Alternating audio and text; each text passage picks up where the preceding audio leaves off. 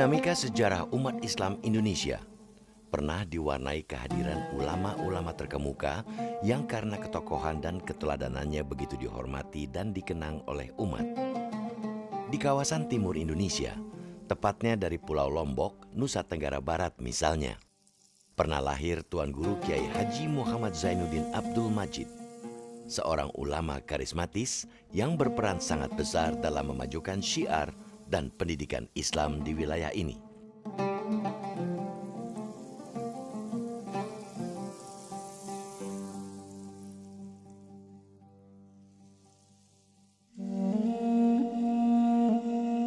Ini adalah Masjid Lokag, salah satu masjid kuno yang terletak di Desa Sesait, Kabupaten Lombok Utara, Nusa Tenggara Barat. Masjid ini diperkirakan dibangun pada masa awal kedatangan ajaran Islam pada abad ke-16.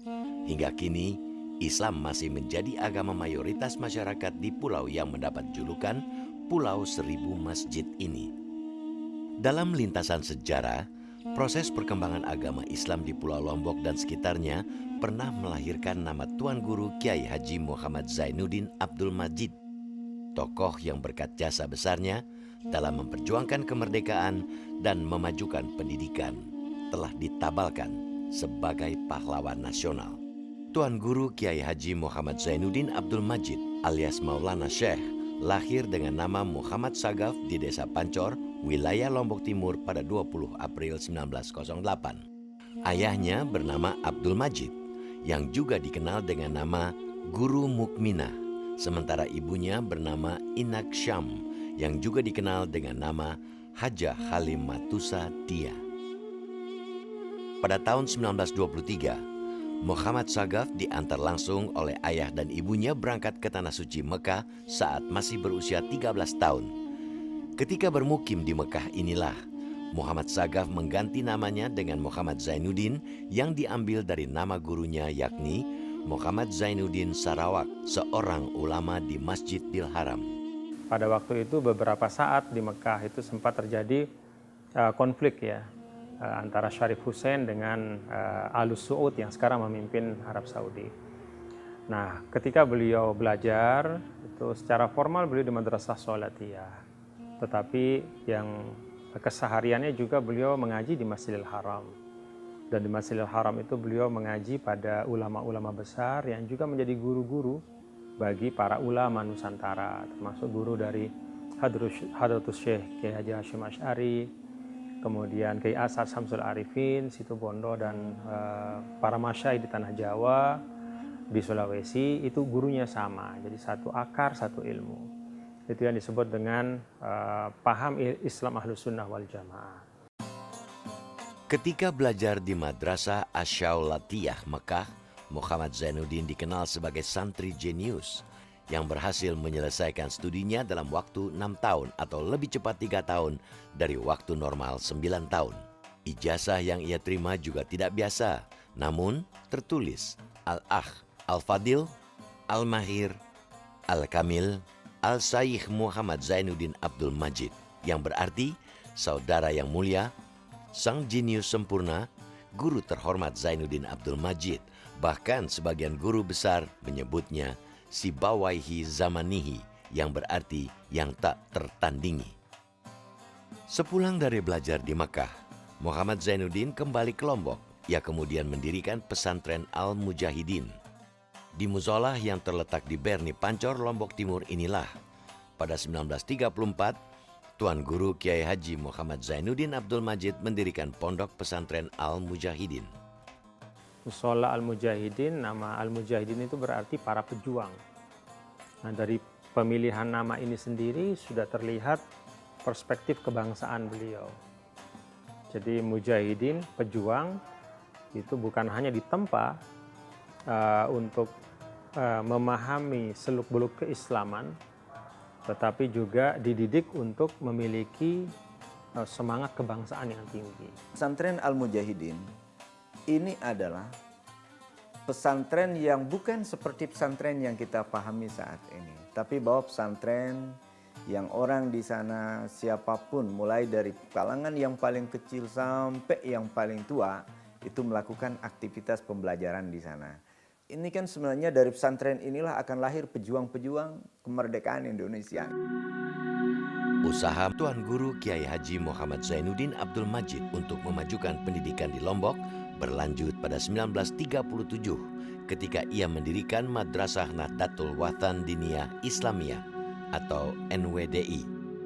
Madrasah yang secara resmi memulai kegiatan operasionalnya pada 22 Agustus 1937 ini berfokus pada pengajaran berbagai materi agama Islam seperti ilmu tauhid, fikih, kaidah bahasa Arab, dan pada tingkat lanjut mempelajari materi kitab kuning. Pada masa awal, Madrasah NWDI hanya memiliki 10 ruang kelas. Bangunan kelas kala itu juga masih sangat sederhana, hanya berdinding bedek atau anyaman bambu, ditopang tiang bambu, dan beratap genteng. Pendirian Madrasah NWDI bukan tanpa halangan. Menurut Tuan Guru Yusuf yang pernah menjadi murid langsung Maulana Syekh, berbagai rintangan datang dari sejumlah pihak, termasuk dari sebagian masyarakat. Tantangan ini muncul seiring beredarnya kabar negatif dan fitnah yang menyatakan Madrasah NWDI merupakan perpanjangan tangan Barat yang hendak menyebarkan paham Wahabi. Semangat beliau untuk melanjutkan pendidikan ini adalah tidak pernah kendor. Selalu beliau mampu memberikan penjelasan, walaupun selalu ada silih ganti macam-macam modelannya, tapi alhamdulillah yang pada saat penamatan alumni pertama kali dalam sejarah hanya 5 orang. Kenapa 5 orang? Padahal yang masuk sebelumnya banyak, tapi karena ada doktrin yang masuk sehingga ada yang mencabut anaknya lagi, ditarik. Tidak usah, ini akan jadi bahaya, akan tidak menguntungkan bagi kita, akan menjadi bahkan akan jadi musuh. Itulah yang dialami oleh beliau. Kemudian walau demikian tidak apa, walaupun mereka ada yang tarik anaknya, bahkan ada yang narik wakaf yang telah diserahkan untuk jadi madrasah, jadi bagian dari tempat pembangunan madrasah, ada yang tarik anaknya. Tapi walau demikian tidak mengubah semangat beliau. Melengkapi Madrasah NWDI, pada 21 April 1943, Maulana Syekh mendirikan Madrasah Nahdlatul Banat Diniyah Islamiyah atau NBDI yang dikhususkan untuk murid perempuan. Menurut Maulana Syekh, perempuan juga sama halnya dengan laki-laki, memiliki hak dan kewajiban untuk memperoleh pendidikan. Saya baca dalam deklarasi pendirian yang ditulis tangan oleh beliau. Nah, di situ ada termuat pertama hadis thalabul ilmi fardhu ala kulli muslimin wa muslimah. Menuntut ilmu itu wajib, suatu kewajiban bagi laki-laki dan perempuan. Jadi berpengetahuan itu adalah hak sekaligus kewajiban bagi setiap laki-laki dan perempuan. Jadi ada persamaan di situ. Lalu di situ juga di deklarasi yang ditulis tangan itu ada ungkapan An-nisa imadul bilad. Idza saluhat saluhatil bilad wa idza fasadat fasadatil bilad. Kaum perempuan adalah tiang negara. Kalau kaum perempuan itu baik, maka baik pula negara. Kalau kaum perempuan hancur, hancur juga negara. Lewat lembaga-lembaga pendidikan yang didirikannya, Maulana Syekh tak hanya aktif memajukan pendidikan dan pengajaran agama Islam, namun juga kerap menyelipkan nilai-nilai perjuangan dan patriotisme. Hal yang kemudian ia buktikan dengan ikut mengangkat senjata saat pecah revolusi fisik untuk mempertahankan kemerdekaan Indonesia. Ternyata di dalam perang nikah itu, setelah saya turun, saya melakukan penelitian, ternyata beliaulah yang menjadi desainer penyerangan nikah itu.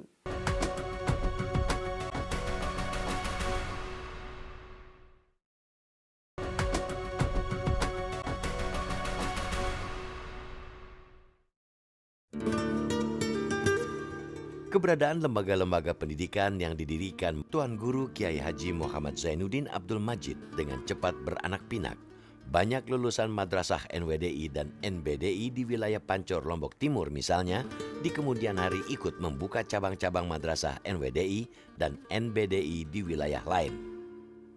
Maulana Syekh ini adalah salah satu tuan guru yang paling berpengaruh di Lombok. Nah, kenapa beliau ini menjadi orang yang paling berpengaruh? Nah, ini kan tidak lepas. Beliau ini ternyata seorang aktivis. Nah, artinya seorang aktivis ini, beliau ini paham apa yang harus dilakukan. Nah, coba dilihat. Di Lombok ini kita melihat hampir di setiap kampung, yang mana kampung itu ada warga NU, maka di kampung itu pasti ada madrasah. Bahkan jarang sekali kampung itu madrasahnya itu yang hanya MI, enggak. Bahkan mulai dari MI, MTS, MA. Itu di setiap kampung itu ada. Bahkan ada satu desa itu bisa 3-4 pondok pesantrennya yang dibangun gitu. Nah, kenapa seperti itu? Nah, ini kan tidak lepas dari kemampuan Maulana Syekh untuk membangun jaringan. Keberadaan banyak madrasah NWDI dan NBDI tak hanya digunakan Maulana Syekh untuk mengajarkan berbagai ilmu agama, namun juga dijadikan tempat untuk menanamkan jiwa patriotisme serta semangat pantang menyerah. Proklamasi. Ketika berita tentang proklamasi kemerdekaan Indonesia sampai di wilayah Sunda Kecil atau Lombok pada bulan Oktober 1945, Tuan Guru Kiai Haji Muhammad Zainuddin Abdul Majid langsung menyatakan dukungan terhadap kemerdekaan Indonesia. Saat pecah perang untuk mempertahankan kemerdekaan Indonesia, Maulana Syekh mempelopori pendirian Laskar Al-Mujahidin. Ia mengkonsolidasikan tenaga pengajar, santri, dan jamaah pengajiannya untuk ikut berjihad di bawah pimpinan adiknya, Tuan Guru Haji Muhammad Faisal. Pada hari Sabtu tanggal 7 Juni 1946, dipimpin Tuan Guru Haji Muhammad Faisal dan Syahid Saleh, Laskar Mujahidin menyerang Tangsi Nika yang dikenal dengan markas Gajah Merah. Dalam serangan ini, Tuan Guru Haji Muhammad Faisal dan Syahid Saleh gugur. Ternyata di dalam perang Nika itu, setelah saya turun, saya melakukan penelitian, ternyata beliaulah yang menjadi desainer penyerangan Nika itu. Maulana Syekh bilang ke adik-adiknya, ke para pejuang waktu itu, ya silakan, penyerangan ini harus segera dilakukan. Nah, setelah mereka rapatkan, nah kemudian diputuskan, nah setelah mereka rapat, kemudian baru mereka menghadap ke Maulana Syekh. Dipanggil oleh Maulana Syekh mengingatkan, silakan perbaikilah niat Anda. Silakan Anda perbaiki niat Anda. Jangan sekali-kali kalian keluar dengan berpikiran bahwa saya ini keluar berjuang untuk mendapatkan sesuatu. Enggak, tapi keluarlah dengan niat ingin menegakkan ajaran Islam. Menegakkan ajaran Allah. Agar ketika kalian meninggal, maka kalian meninggal. Matinya mati saya. Setelah pengakuan kemerdekaan Indonesia, Tuan Guru Kiai Haji Muhammad Zainuddin Abdul Majid meneruskan kiprahnya dalam memajukan dunia pendidikan. Kala itu, lembaga-lembaga pendidikan yang didirikan Maulana Syekh berkembang pesat. Pada tahun 1953 misalnya, jumlah madrasah NWDI dan MBDI di wilayah Lombok mencapai 66 cabang. Perkembangan pesat ini mengilhami Tuan Guru Kiai Haji Muhammad Zainuddin Abdul Majid untuk mendirikan organisasi kemasyarakatan Nahdlatul Wathan pada tanggal 1 Maret 1953. Selain bergerak di bidang pendidikan, organisasi masyarakat ini juga bergerak di bidang sosial dan dakwah Islamiyah. Beliau beberapa kali menyampaikan di pengajian dan juga dalam halakoh-halakoh terbatas bahwa Nahdlatul Wathan itu dijadikan sebagai nama sekolah dan kemudian nama organisasi untuk menggambarkan bahwa antara kebangsaan dan keislaman itu adalah dua hal yang tidak bisa dipisahkan. Jadi Nahdlatul Wathan adalah kebangkitan tanah air. Jadi beliau sering menyampaikan bahwa kita ini berislam bukan di ruang hampa, tapi di ruang yang namanya Indonesia. Jadi batu uji keislaman kita adalah sejauh mana kita bisa memberikan manfaat untuk bangsa ini.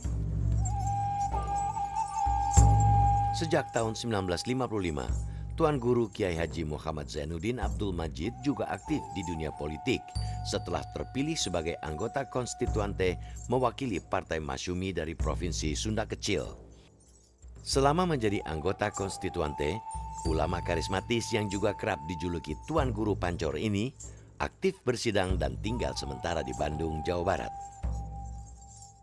Beliau tahun 1955, beliau menjadi anggota konstituante perwakilan dari Partai Masyumi ketika itu.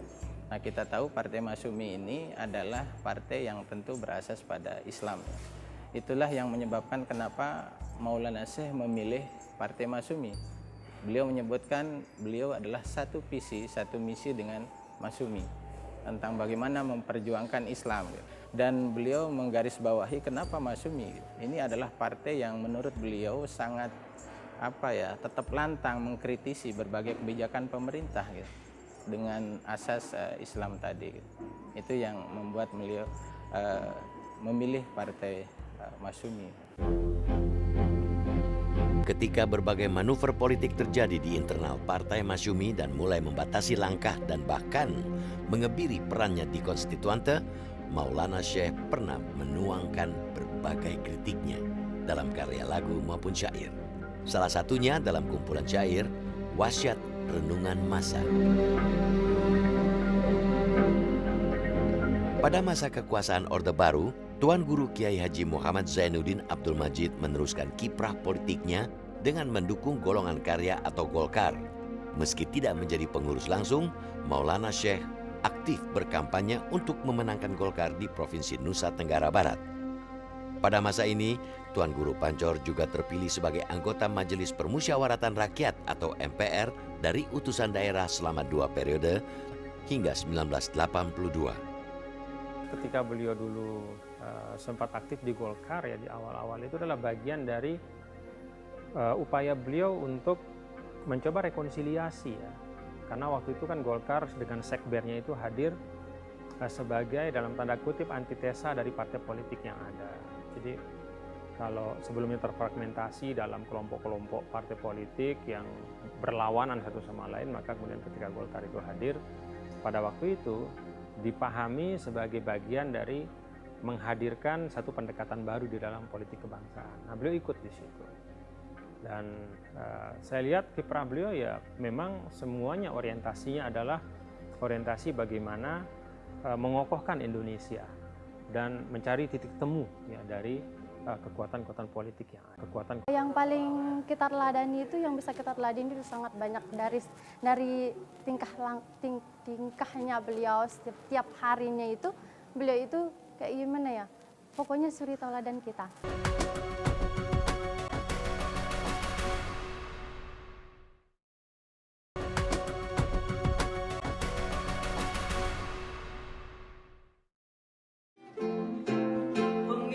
Menjelang pemilihan umum 1982, Tuan Guru Kiai Haji Muhammad Zainuddin Abdul Majid yang sudah 2 periode menjabat sebagai anggota MPR utusan daerah, menolak kembali dicalonkan menjadi anggota lembaga legislatif tersebut.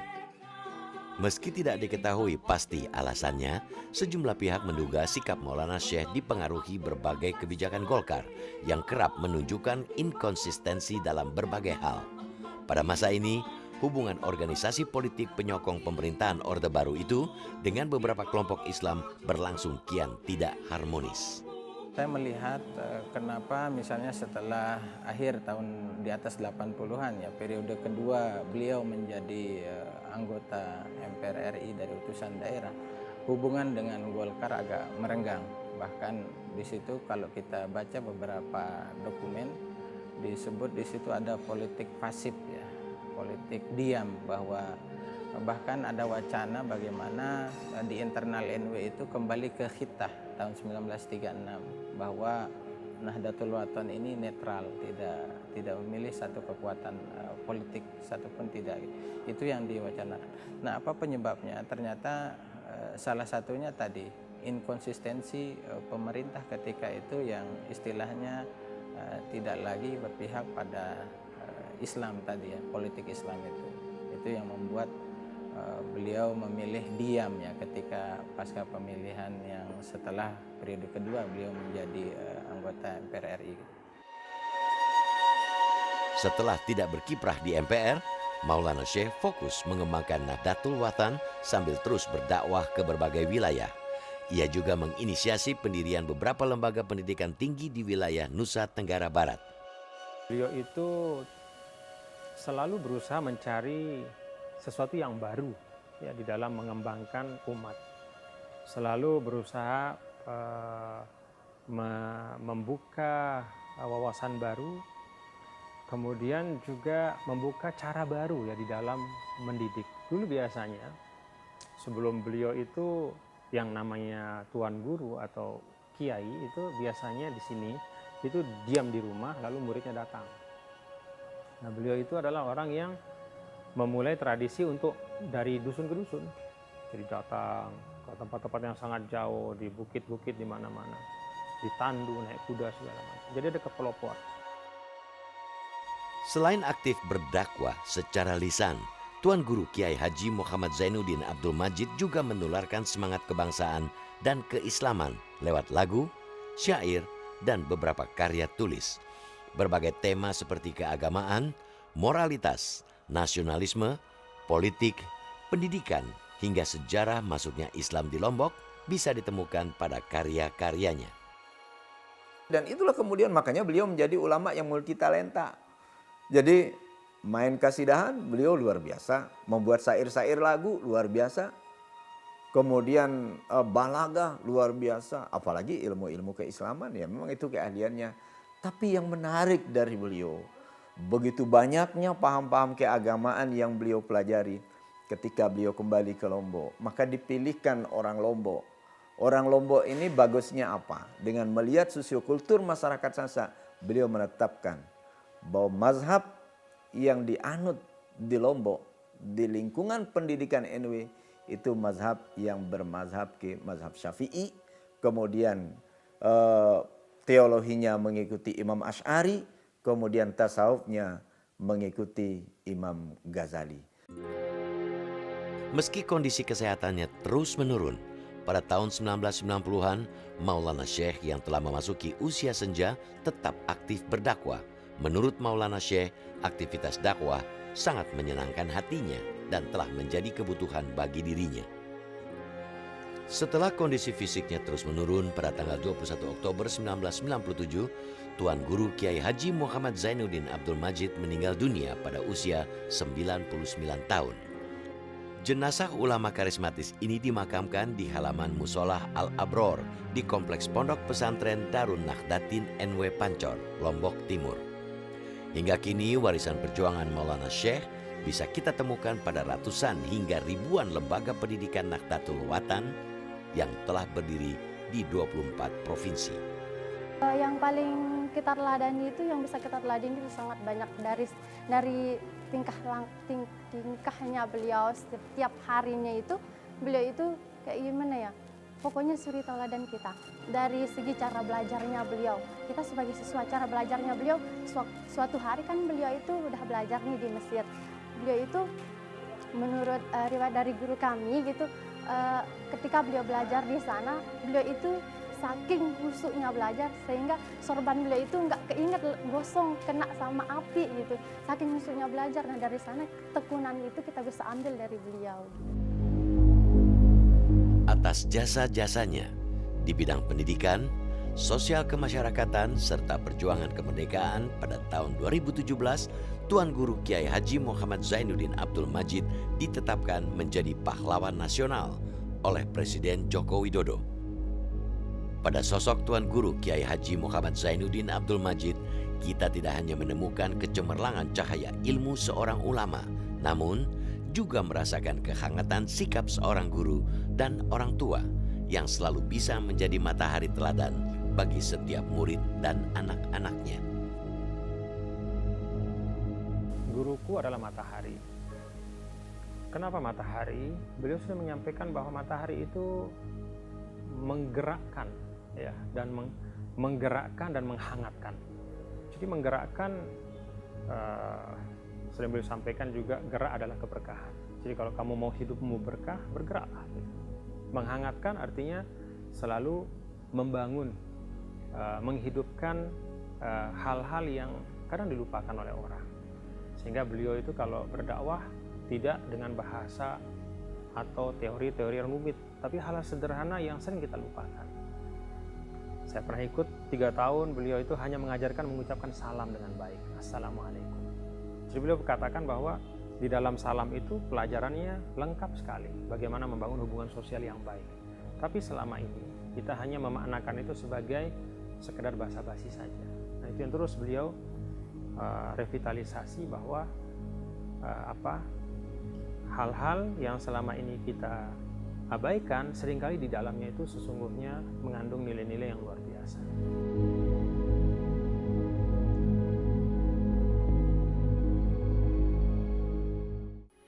Metro TV, knowledge to elevate.